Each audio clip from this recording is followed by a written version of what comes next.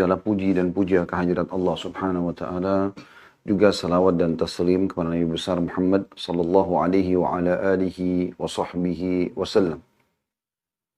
Teman-teman sekalian, selamat bergabung teman-teman dari alumni Al-Azhar yang memiliki acara pada siang ini, dan juga teman-teman yang sudah bergabung di medsos di @khalidbasarma_official di YouTube. Saya selalu mengajak Anda selalu subscribe sebelum kita mulai taklim kita insya Allah.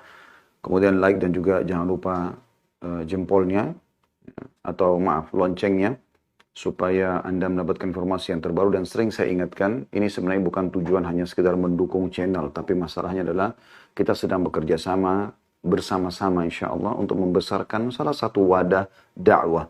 Dan juga saya selalu mengatakan dan tidak akan insya Allah saya berhenti untuk mengingatkan agar Anda juga mendukung semua channel yang menyampaikan Al-Quran dan Sunnah. Sehingga Anda pun panen pahala, saya pun bisa mendapatkan pahala dari situ. Karena kebenaran yang dikemas dengan baik akan meredam kebatilan yang dikemas dengan baik. Kapan kita tidak bekerja sama yang baik sebagaimana Allah sebutkan dalam surah Al-Ma'idah ayat 2, A'udzu billahi minasyaitonir rajim wa ta'awanu 'alal birri wat taqwa, saling dukung-mendukung dalam kebaikan dan ketakwaan. Wala ta'awanu 'alal itsmi wal 'udwan, dan jangan bekerja sama dalam kedosa dan juga pembangkangan atau pelanggaran. Maka tentu saja kebatilan akan bisa mengalahkan kebenaran itu. Sebagaimana Ali bin Abi Thalib berkata radhiyallahu anhu, kebenaran dikemas dengan baik akan mengalahkan kebatilan. Namun kebatilan yang dikemas dengan baik akan mengalahkan kebenaran yang tidak dikemas dengan baik. Jadi akan lebih merajalela kemaksiatan kepada Allah Subhanahu wa taala kalau kita justru mendukung channel-channel yang berbau kemaksiatan kepada Allah Subhanahu wa taala. Kita tahu sekarang adalah era digital. Maka di saat inilah kita juga dianjurkan untuk bisa saling dukung-mendukung dalam kebaikan insya Allah. Teman-teman juga di Instagram, di Facebook, jangan lupa selalu follow tentunya. Tema kita pada kesempatan ini insya Allah, takwa adalah jalan keselamatan. Iya saudaraku seiman. Di saat seseorang butuh jalan keluar dari semua permasalahannya, apapun sifatnya. Misal, Anda lagi sakit ingin sembuh. Anda lagi sumpek, sedih, ingin beralih dari semua itu kepada kegembiraan. Anda lagi belum dikarunia pasangan. Anda belum dikarunia anak. Anda memiliki anak yang nakal. Misalnya yang selalu membuat Anda punya masalah dalam rumah tangga. Anda belum sukses dalam bisnis. Atau Anda ditipu orang. Atau Anda di PHK. Atau problem apapun. Anda difitnah, digibah, ya, digunjing. Apa saja. Semua itu teman-teman permasalahan yang sedang kita hadapi. Solusi terbaiknya adalah takwa. Begitu juga dengan kalau seseorang ingin memperbanyak prestasi-prestasinya. Dia udah baik, tapi ingin dia lebih berprestasi lagi. Maka apa solusinya? Saya akan mengatakan takwa. Tentu nanti akan muncul pertanyaan di benak Anda. Memang takwa ini apa? Kenapa kok Ustadz mengarahkan kita di awal pembukaan, kemudian langsung bertakwa? Dan dia menjadi sebuah solusi yang sangat luar biasa. 5 huruf, ya, takwa. Semua masalah kita selesai.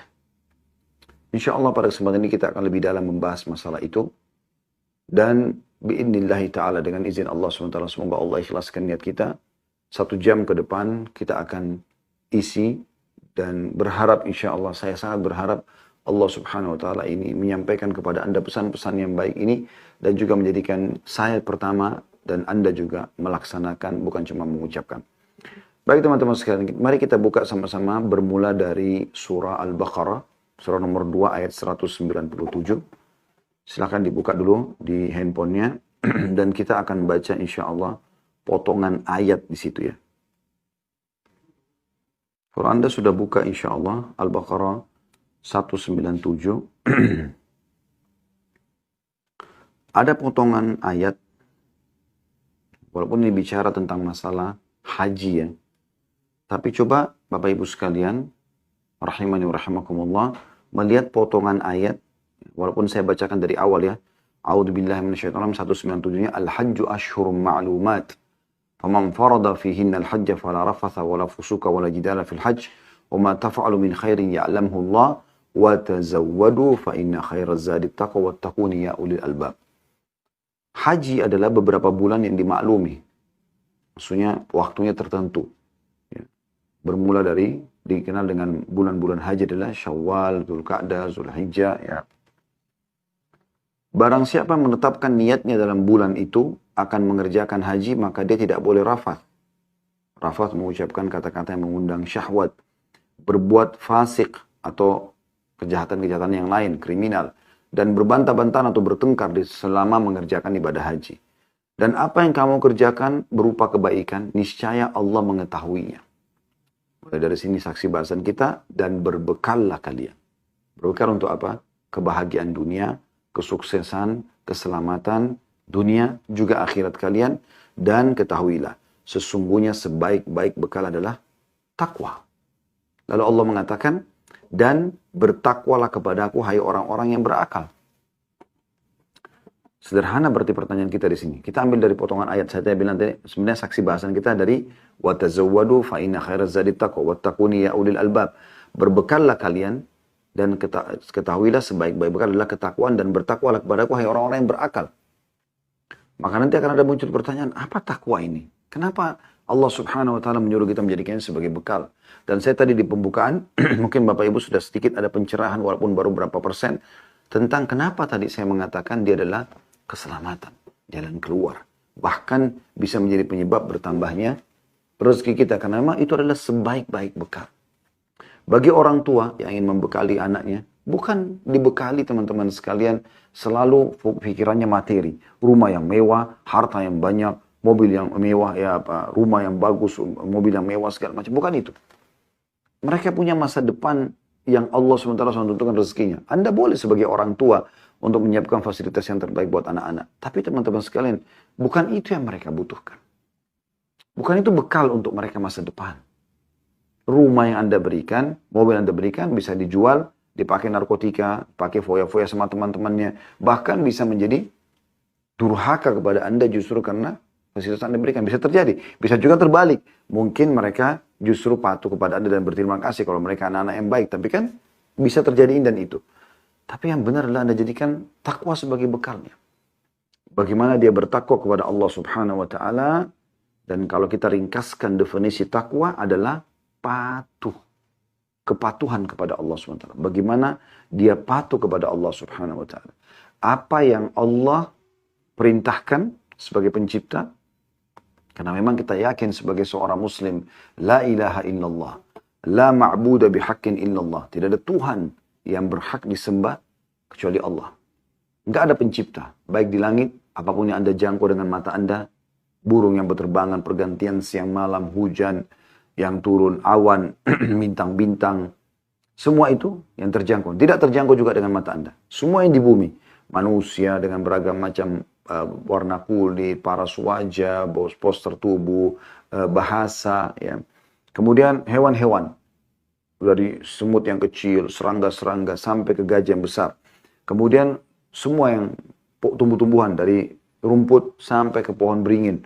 Dari buah-buahan, sayur-sayuran, dan segala macam jenisnya. Jenis tumbuh-tumbuhan. Semua yang Anda bisa lihat itu. Yang Anda tidak bisa lihat juga. Seperti ada perasaan kita. Kita rasa lapar, rasa haus, rasa sedih, rasa suka. Semua itu.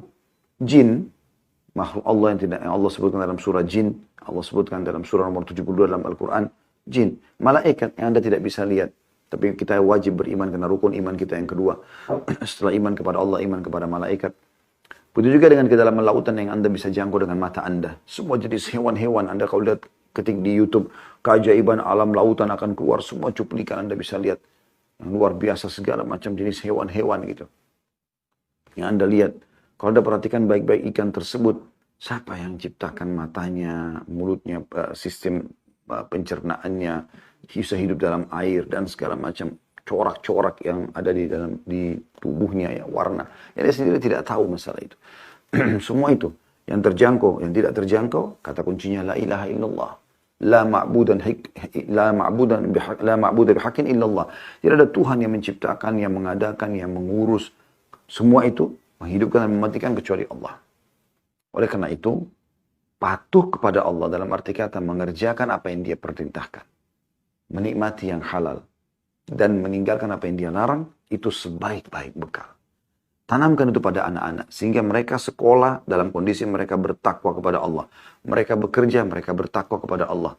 Dan dengan takwa ini, mereka akan memberikan hak-hak Tuhannya dan juga hak makhluk. Termasuk kita sebagai orang tuanya. Ya, termasuk kita sebagai orang tua, dia akan mendoakan. Karena dia tahu dengan mendoakan sampai doa tersebut untuk kita. Dan juga tentunya mereka mendapatkan pahala.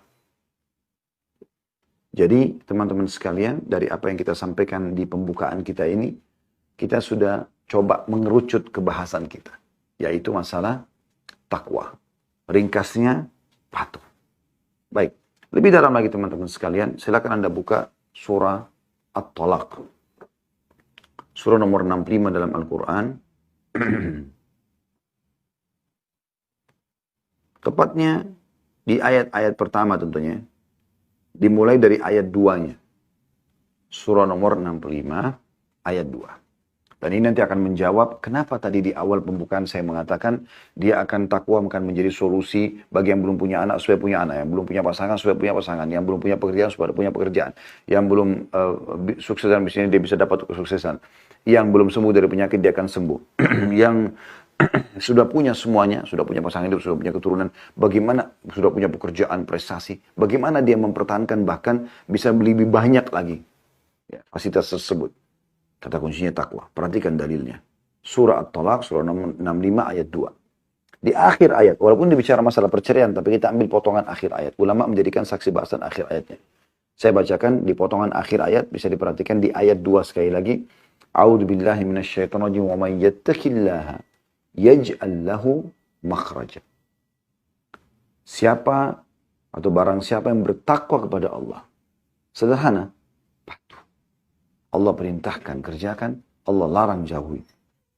Allah halalkan, nikmati. Allah haramkan, tinggalkan. Barang siapa yang bertakwa kepada Allah, niscaya dia, D-nya besar katakan dia Allah. Yang menciptakan langit, bumi, udara, air, batu, semua yang terjangkau oleh mata kita. Allah dia akan mengadakan baginya makhraja. Jalan keluar. Jalan keluar ini jelas. Semua permasalahan kata ulama tafsir. Apapun permasalahannya, Allah berikan jalan keluar. Yang penting dia takwa. Bahkan bisa terbalik. Kalau ada sesuatu yang mengganggu Anda, berarti ada permasalahan di masalah ketakwaan Anda. Kapan Anda buka pintu-pintu kemaksiatan, mencoreng ketakwaan Anda kepada Allah, maka fasilitas yang Allah berikan pun akan berkurang. Bahkan bisa dilenyapkan sama sekali oleh Allah SWT pada saat Anda terus membangkang. Ibaratnya seperti seorang pegawai di kantor. Pada saat dia bekerja, dengan baik, dia patuh dengan peraturan kantor. Sekali lagi tanda kutip, patuh. Dia patuh pada peraturan kantor, maka dia akan jadi pegawai prestasi. Dia akan berprestasi, maksud saya, dia akan mendapatkan fasilitas apa yang dijanjikan di kantor. Bahkan mungkin pemilik perusahaan atau owner, ataupun ya, atasannya akan memberikan kepada dia bonus-bonus. Misalnya. Ini karena dia patuh. Dan beda sekali keadaannya dengan seorang staf atau pegawai yang sibuk melakukan pelanggaran-pelanggaran. Tidak patuh dengan peraturan. Datang telat, pulang cepat, tidak menyelesaikan pekerjaan. Tidak patuh. Akan terjadi apa? Diberikan surat SP. Ya, SP maksud saya, sudah ringkasan dari surat peringatan atau ringkasan dari surat peringatan ya. Biasanya di kantor ada SP1, SP2, SP3 gitu kan. Kalau sudah tidak bisa lagi di PHK. Atau memang di PHK langsung kalau dianggap dia melakukan perbuatan yang sudah sangat melanggar etika perusahaan, gitu yang tanda kutip. Maka ini semua teman-teman sekalian kurang lebih rasionalnya. Anda di alam semesta ini, di bumi ini, alam semesta ada penciptanya. Kita berada di kerajaan sang pencipta Allah. Itu dasar keyakinan seorang muslim. Rukun iman kita yang pertama, iman kepada Allah Subhanahu wa taala. Ini ditanamkan. Saya sarankan Bapak Ibu dalam pendidikan anak, selalu tekankan poin itu. Ya. Saya kalau ingatkan anak-anak, nak sholat. Allah yang suruh. Bukan ayah, bukan ibu. Ibu atau ayah mau lihat kau sholat sekarang, nak? Bukan. Allah telah memanggil untuk sholat, nak. Kerjakan. Selalu tanamkan itu. Saya lihat anak-anak saya masih kecil. Walaupun mereka masih kecil. Karena sering kita tanamkan itu. Mereka ngobrol satu sama yang lain dan bahasanya, Allah tahu loh. Allah lihat loh. Gitu. Allah marah. Antara adik kakak bicara seperti itu. Dari mereka sudah terbiasa. Memang tertanamkan akidah yang benar dalam prinsip hidup mereka. Sehingga ini akan terus terbawa insya Allah bi'idnillahi ta'ala sampai mereka meninggal dunia. Bahkan mereka turun-temurunkan mengajarkan tentang perlunya patuh kepada Allah SWT. Selanjutnya ayat 3-nya, Anda lihat lagi di bawahnya pas. Masih surat Talak, Allah berfirman, وَيَرْزُقْهُ مِنْ حَيْثُ لَا يَحْتَسِبْ. Allah memberinya rezeki dari arah yang tiada disangka-sangkanya. Bukankah pasangan rezeki?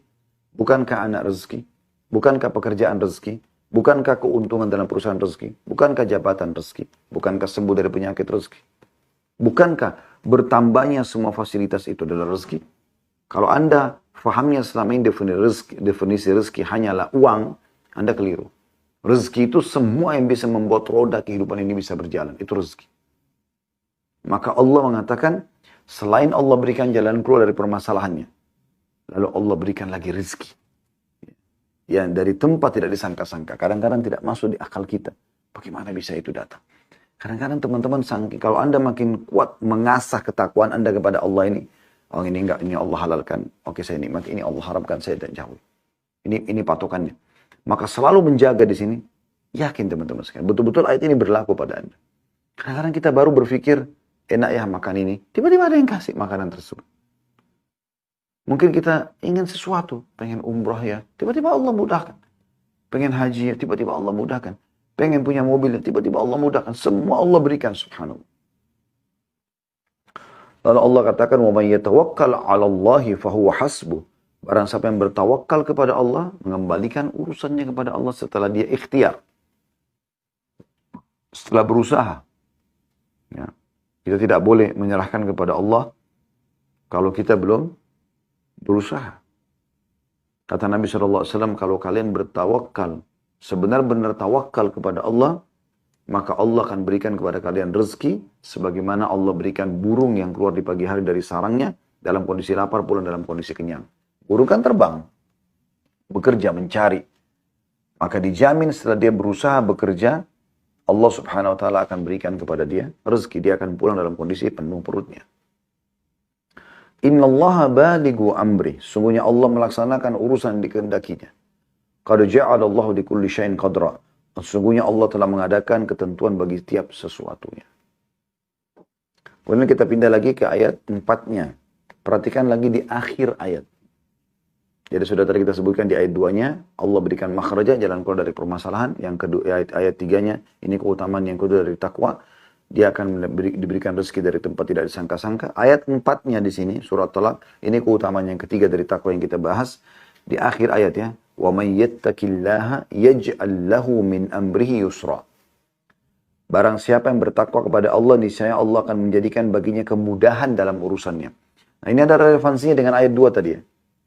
Ayat kedua tadi, yaj'al lahu makhraja. Allah berikan dia jalan keluar. Tapi belum jelas jalan keluarnya mudah atau sulit. Misal orang sakit, dia harus operasi dulu baru sembuh. Tapi di ayat 4-nya ini, Allah subhanahu wa ta'ala memastikan.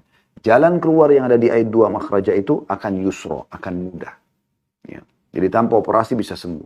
Jadi terlalu banyak kasus-kasus yang terjadi berhubungan dengan masalah ini. Ada seseorang dinukil kisah nyata di Saudi. Dia begitu...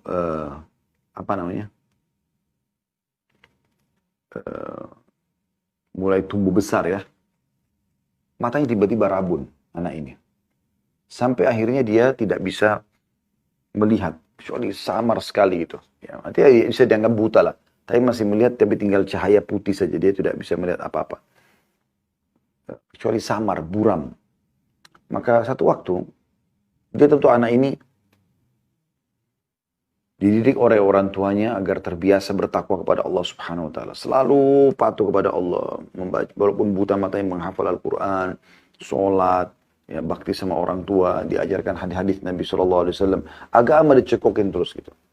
Satu waktu anak muda ini, pada saat umurnya sudah kurang lebih 16-17 tahun. Dia umroh sama teman-teman. Ini kisah nyata di Saudi, di Masjid Haram ya. Ini saya pernah juga angkat di kisah keajaiban air Zam-Zam, seingat saya. Yang jelas teman-teman sekalian, dia anak muda ini umrah bersama teman-temannya dan temannya memandu dia karena dia tidak melihat. Setelah selesai tawaf, sholat di belakang makam Ibrahim, minum pergi menuju ke tempat sa'i. Sebelum sa'i, dia bilang sama teman-temannya atau temannya yang pandu dia, bisa nggak saya mampir sebentar, saya mau minum air Zam-Zam. Kata temannya, boleh, silakan. Maka dia pun minum air Zam-Zam. Pada saat dia minum, dia pakai kacamata yang sangat tebal hanya untuk menutup matanya ya. Maka dia pun membuka kacamatanya tanpa tidak lihat apa-apa, kemudian dia ambil zam-zam terus sambil berdoa kepada Allah SWT. Ya Allah, ya, aku memohon kepadamu dengan kemahamurahan-Mu agar Engkau menyembuhkan mataku dan agar mulai hari ini aku tidak menyusahkan lagi orang lain untuk memanduku. Diambil zam-zam tersebut diusap di matanya sambil dia juga minum. Dan ini sesuai dengan sabda Nabi SAW, zam-zam liman syuribalah. Zam-zam sesuai dengan niat orang yang meminumnya. Maka tiba-tiba dia pada saat sudah mengusap matanya sambil menutup, dia terus berdoa. Pada saat selesai berdoa dia buka matanya, dia kaget. Maaf, dia sebelum buka matanya dia pakai peraba kacamatanya dipakai sama dia. Begitu dia buka matanya, kok buramnya luar biasa gitu. Bahkan tidak bisa terlihat apa-apa dan dia sakit kepala. Begitu dia kena kesakitan, dia buka kacamatanya, dia lihat terang. Dia kayak nggak percaya, dia lihat kiri kanannya, kelihatan semuanya. Lalu kemudian temannya mengatakan, ada apa saudaraku?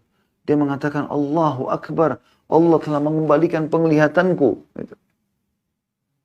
Allah Subhanahu Wa Taala menyembuhkan mata yang buta. Karena dia menciptakan kita. Dia menciptakan mata itu. Dia membuat bisa melihat. Dia juga yang membutakannya. Allah bisa mengembalikannya. Walaupun mustahil di mata manusia. Luar biasa. Banyak sekali teman-teman. Banyak sekali. Coba mulai sekarang, detik ini, Anda niat berazam untuk bertakwa kepada Allah SWT. Bagaimana Anda patuh kepada Allah.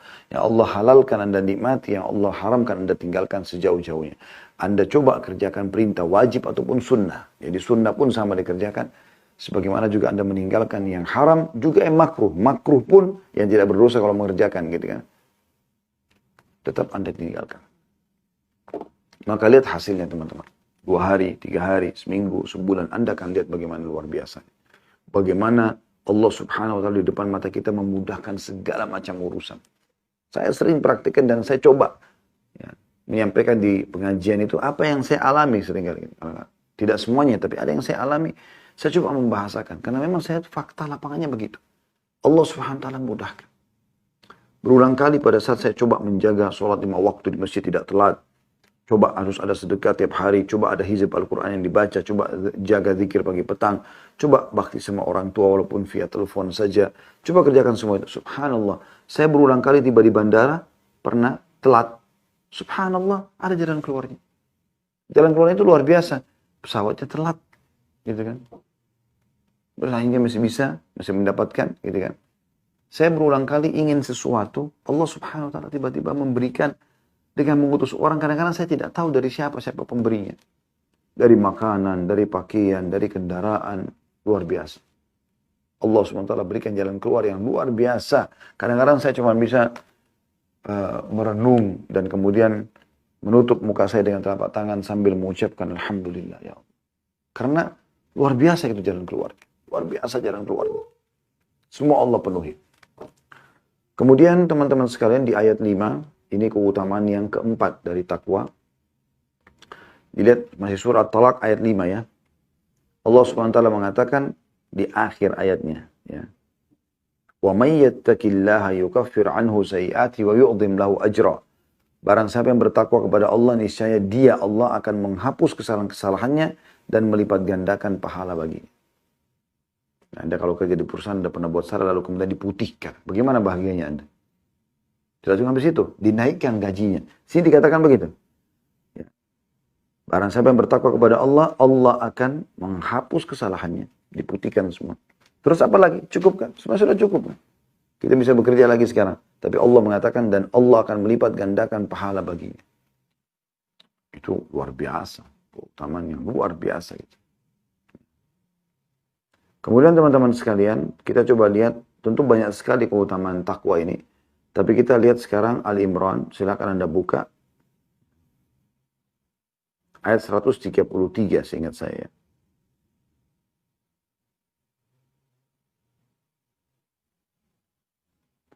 Ya, 133. Tentu di dunia ini sudah saya kasih contoh-contoh tadi karena itu sudah cukup insya Allah mewakili ya contoh-contohnya. Sekarang tinggal masalah bagaimana puncak janji Allah Subhanahu wa taala di akhirat nanti. Tentu kita sudah tahu sebagai orang muslim, rukun iman kita yang kelima adalah iman kepada hari kiamat. Ya. Satu paket kematian, alam barzah di kuburan, kemudian ada pembangkitan, hisab, amal soleh, amal baik ditimbang. Kalau amal baiknya lebih berat maka akan masuk ke dalam surga, dan kalau amal buruknya lebih berat akan masuk ke dalam neraka. Nah, surga ini yang merupakan tempat abadi, tempat yang kalau digambarkan dalam Al-Quran, semuanya keindahan, semuanya kemewahan. Bangunannya dari emas dan perak, tanahnya dari kasturi, pohon-pohonnya yang rindang. Bahkan kata Nabi SAW, ada pohon di surga, kalau seseorang menunggangi kuda dengan kecepatan tinggi selama 60 tahun, riwayat lain 100 tahun, belum melewatin naungan pohon itu karena besarnya pohon itu. Bagaimana bentuknya? Allahu a'lam. Bagaimana digambarkan Nabi SAW buah-buah surga yang kalau dipetik keluar lagi dan dinikmati oleh ahli surga tersebut tidak pernah habis. Belum pelayan-pelayannya, bidadari-bidadari yang Allah gambarkan seperti mutiara, lu'lu', dan sekian banyak tentunya teman-teman sekalian keutamaan tentang masalah surga ini. Allah menjanjikan dalam surah Al-Imran ayat 133, A'udzu billahi minasyaitonir rajim. Wasari'u ila magfiratin min rabbikum wa jannatin arduha as-samawati wal ardu iddatil muttaqin. Bersegeralah kamu kepada ampunan dari Tuhanmu. Mulai sekarang, setelah kita dengar ayat ini, bertobat kepada Allah SWT dari semua dosa, dan kejarlah surga itu, yang luasnya seluas langit dan bumi, yang disediakan atau dijanjikan untuk orang-orang yang mana? Yang bertakwa. Perhatikan di sini, Allah Subhanahu wa taala menggambarkan bahwasanya surga dijanjikan untuk orang-orang yang bertakwa. Bertakwa, patuh kepada Allah. Baik.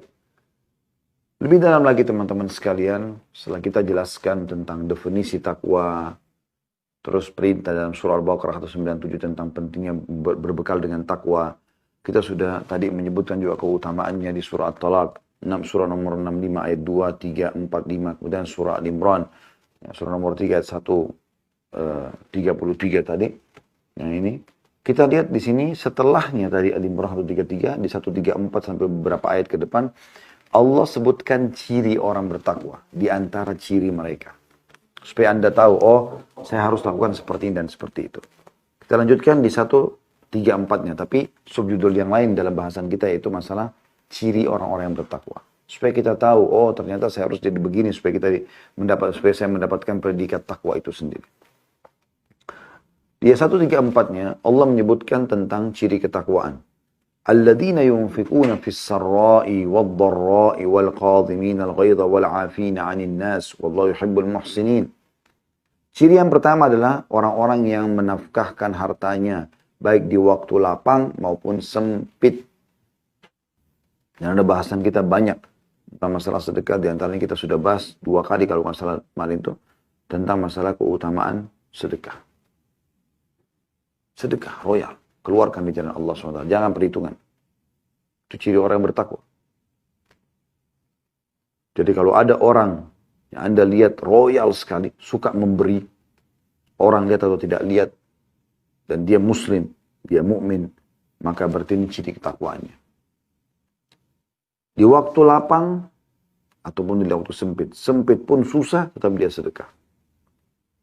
Ciri yang kedua, dan orang-orang yang menahan amarahnya. Kadhimil ghaidh dalam ayat ini disebutkan adalah orang yang mampu melampiaskan marahnya karena dia benar.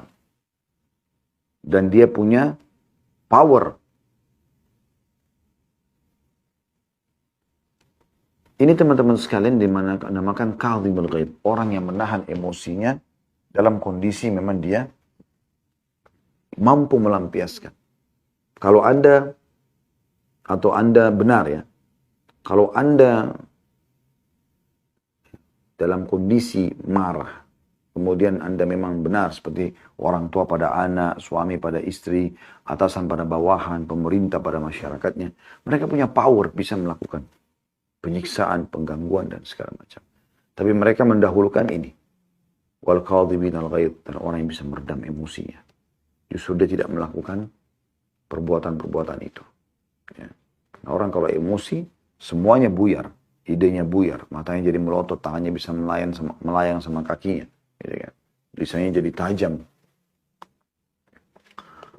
Kemudian yang ketiga adalah dikatakan wal afina 'anil nas, dan orang yang suka memaafkan kesalahan orang. Wallahu yuhibbul muhsinin, dan Allah suka dengan orang yang berbuat kebaikan. Memaafkan. Ini resep awet muda. Urusan dia sama Allah Subhanahu wa taala. Yang penting sayanya ya, bagaimana memaafkan orang. Jadi kalau misalnya ada orang yang berbuat salah, teman-teman sekalian, ada orang yang berbuat salah,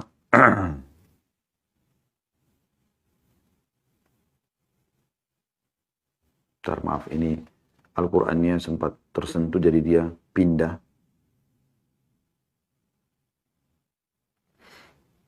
Kalau ada orang yang berbuat salah, selama dia belum minta maaf, tentu secara hukum syar'i dia ada konsekuensi hukum. Ya. Maka tidak usah khawatir. Kalau orang itu belum minta maaf, lalu Anda memaafkan, itu urusan Anda sama Allah SWT. Anda dapat pahala dengan itu, dia juga tetap akan dihukum oleh Allah SWT karena dia tidak melakukan kewajiban dia. Jadi nggak ada masalah, maafkan. Apalagi kalau Anda datang lalu memaafkan atau memaafkan orang yang betul-betul kesian dalam kondisi dia tertekan, dia terkekang, mungkin dia menyesali perbuatannya. Maka itu satu hal ibadah yang luar biasa. Pernah disebutkan kisah bahwasanya ada seseorang budak. Waktu itu zaman itu masih ada perbudakan, kisah klasik dulu. Orang ini menjadi budak. Dia membawa semangkuk marak. Marak ini kayak kita sup, ya, panas sekali. Majikannya kebetulan lagi duduk bersama dengan tamu-tamunya. Dan dia niat ingin menghidangkan di depan majikannya. Maka dia pun jalan tanpa disengaja, kakinya kesentuh di karpet, lalu satu mangkok sup yang panas itu tertumpah di badan tuannya. Itu di zaman sekarang nggak ada budak, tapi zaman dulu ada budak. Kalau selain kaum muslimin mungkin sudah dibunuh budaknya ini. Tapi subhanallah, si budak ini beriman, si majikan juga beriman kepada Allah SWT. Sebelum majikannya marah, maka si budak membacakan firman Allah Subhanahu wa taala ini. Dia mengatakan wal qadhimin al ghaidh, dan orang yang bisa menahan marahnya. Tuannya sangat kenal ayat ini. Artinya pada saat dia mampu melampiaskan, maka kata tuannya, saya sudah menahan emosiku.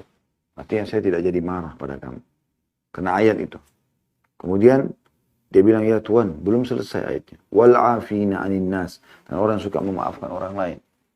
Maka kata majikannya, saya sudah maafkan kamu. Lalu dia mengatakan, belum selesai Tuhan ayatnya.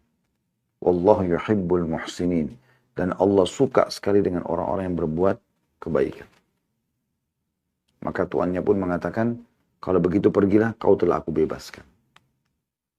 Ini ciri yang ketiga. Ciri yang keempat, kita lihat di 135. Lanjutannya masih Al-Imran.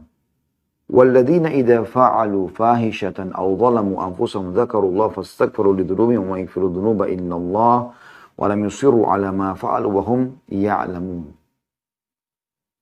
Dan juga orang-orang yang apabila mengerjakan perbuatan keji atau dosa, ya, mereka ingat akan Allah, lalu memohon ampun terhadap dosa-dosa mereka. Dan siapa lagi yang dapat mengampuni dosa selain daripada Allah, dan mereka tidak meneruskan perbuatan keji itu sedangkan mereka mengetahui. Ini termasuk ciri yang sangat luar biasa, teman-teman sekalian. Bagaimana seseorang mukmin itu kalau berbuat dosa, dia segera memberhentikan dosanya itu. Dia memberhentikan dosanya. Dia tidak melanjutkan. Segera istighfar lalu dia berhenti. Kalau ada orang yang sengaja memaksakan diri untuk melakukan perbuatan dosa, walaupun sudah sampai padanya peringatan, tetap dia kerjakan, maka ini hukuman Allah akan datang padanya. Tapi kalau dia, seperti ayat tadi Al-Imran ini menyebutkan, Kalau mereka melakukan perbuatan dosa atau sudah mulai cenderung, maka mereka langsung beristighfar kepada Allah SWT. Mereka berhentikan dari situ. Berhenti langsung di situ, tidaklah dilanjutin. Kemudian mereka langsung kembali ke jalur yang benar. Di rel yang benar. Lalu Allah SWT mengatakan, dan mereka tidak terus-menerus terjerumus dalam kesalahan yang sama. Walam yusirru ala ma fa'alu. Mereka tidak terus-menerus mengerjakan dosa tersebut. Udah tahu ini salah, Allah datangkan peringatan lalu dia berhenti. Seperti itulah. Maka ini termasuk ciri orang yang bertakwa. Karena kita semua bisa terjerumus dalam dosa. Bahkan kata Nabi SAW, kullu ibna Adam khata'un khata'ina tawwabun. Semua anak Adam itu pasti berbuat salah. Tapi sebaik-baik orang yang buat salah adalah yang memohon ampun kepada Allah SWT. Ini ciri mereka suka bertobat kepada Allah SWT. Makanya Nabi SAW mengatakan, saya beristighfar dan bertobat kepada Allah sehari 70, dalam riwayat dan 100 kali. Maka teman-teman sekalian, bertakwalah kepada Allah Subhanahu wa Ta'ala. Dan takwa itu ada dalam hati manusia. Hati kita. Makanya Nabi SAW pernah menunjuk dadanya sambil mengatakan, At-taqwa hahuna, at-taqwa hahuna. Ketakwaan itu di sini. Bukan di lisan saja, tapi di sini. Memang dari hati dia keluar. Kata Nabi SAW, dalam tubuh manusia ada segumpal darah yang kalau dia baik-baik semua tubuhnya. Nah, itu hati. Dan kalau dia buruk-buruk semuanya. Itu juga hati. Kapan dia baik, ketakwaan dari sisi hati kita, maka akan berefek kepada yang lainnya. Ya. Yakin teman-teman sekalian. Bertakwa kepada Allah SWT. Selalu patuh. Kerjakan semua perintah. Tinggalkan larangan. Nikmati yang halal. Jauhi yang haram. Maka insya Allah Anda akan diberikan jalan keluar dari semua permasalahan yang Anda hadapi. Dan ini saya sampaikan global tentu karena materi kita hanya 1 jam. Maka Anda bisa kembali insya Allah. Lebih panjang lebar. Saya jelaskan masalah takwa ini. Di judul ceramah kita di YouTube bisa dilihat di playlist. Insya Allah kalau Anda masuk YouTube tadi playlistnya. Anda cari bekal dunia akhirat. Saya sudah jelaskan panjang lebar termasuk definisi Ali bin Abi Thalib tentang masalah takwa. Al-khawfu minal jalil, takut kepada Allah SWT. Wal amalu bit tanzil, berbuat amal sesuai dengan panduan Al-Quran dan Sunnah. War ridha bil qalil, ridha kepada apa yang Allah berikan walaupun sedikit. Maka dia selalu bersyukur. Wasti'adadul yawmir rahil, dan punya persiapan untuk menghadapi hari pulang nanti. Jadi beliau mendefinisikan takwa di sini. Dan itu panjang lebar saya jelaskan pada tema tersebut. Di sini saya simpulkan takwa adalah patuh. Dan yakin teman-teman dengan makin patuh kepada Allah, takwa itu tingkat-tingkat ya. Makin Anda kental menjaga hubungan Anda sama Allah SWT, tidak pernah kehilangan sholat 5 waktu, tepat waktu, tidak pernah meninggalkan puasa sunnah, termasuk puasa wajib di Ramadan, tidak pernah meninggalkan baca Quran, tidak pernah meninggalkan sholat malam. Ini semua ada pengaruhnya besar. Akan berefek, Anda bisa lihat efeknya nanti. Dan sebaliknya kalau Anda melanggar takwa ini, yaitu bermaksiat kepada Allah SWT, malah Allah susahkan Anda tentunya. Allahu a'lam. Jadi cobaan-cobaan yang datang, permasalahan semua ini karena kita tidak bertakwa kepada Allah SWT. Allahu a'lam.